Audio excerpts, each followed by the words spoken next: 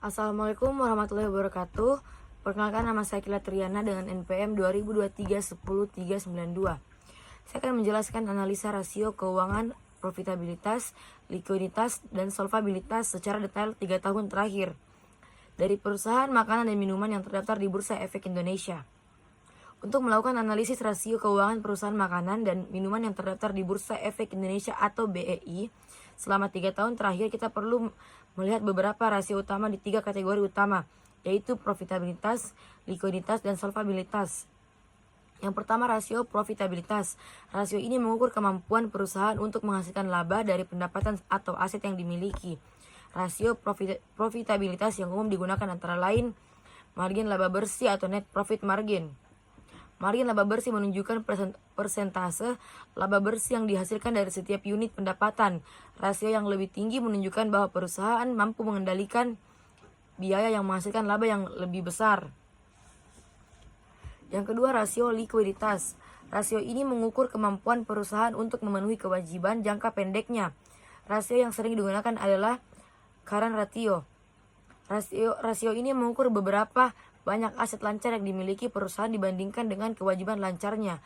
Current ratio yang lebih besar dari 1 menunjukkan bahwa perusahaan memiliki cukup aset lancar untuk memenuhi kewajiban jangka pendeknya.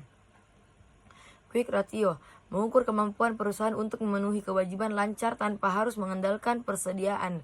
Rasio yang lebih besar dari 1 menunjukkan bahwa perusahaan memiliki cukup aset liquid untuk memenuhi kewajiban lancar tanpa mengandalkan persediaan. 3. Rasio solvabilitas. Rasio ini mengukur kemampuan perusahaan untuk memenuhi kewajiban jangka panjangnya.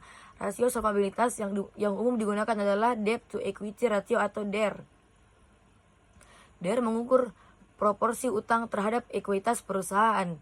Rasio yang tinggi menunjukkan perusahaan lebih bergantung pada utang untuk membiayai operasi dan ekspansi, namun terlalu tinggi DER dapat menunjukkan risiko yang lebih besar.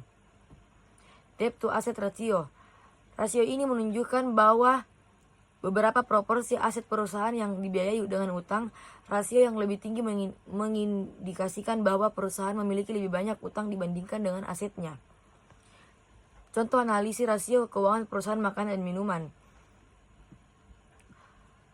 Indofood CBP Sukses Makmur atau ICBP, Mayora Indah Tbk, dan 3 Pijar Sejahtera atau AISA adalah contoh perusahaan yang termasuk dalam sektor ini. Langkah-langkah analisisnya adalah sebagai berikut. Yang pertama, kumpulkan laporan keuangan. Yang kedua, hitung rasio-rasio keuangan. Yang ketiga, bandingkan kinerja perusahaan selama 3 tahun terakhir untuk melihat tren profitabilitas, likuiditas, dan solvabilitas. Misalnya, apakah margin laba bersih meningkatkan stagnan atau menurun. Yang kedua, apakah current ratio cukup tinggi untuk menunjukkan likuiditas yang baik. Yang ketiga, bagaimana DER dan debt to asset ratio menunjukkan tingkat ketergantungan perusahaan terhadap utang. Sekian yang saya jelaskan. Assalamualaikum warahmatullahi wabarakatuh.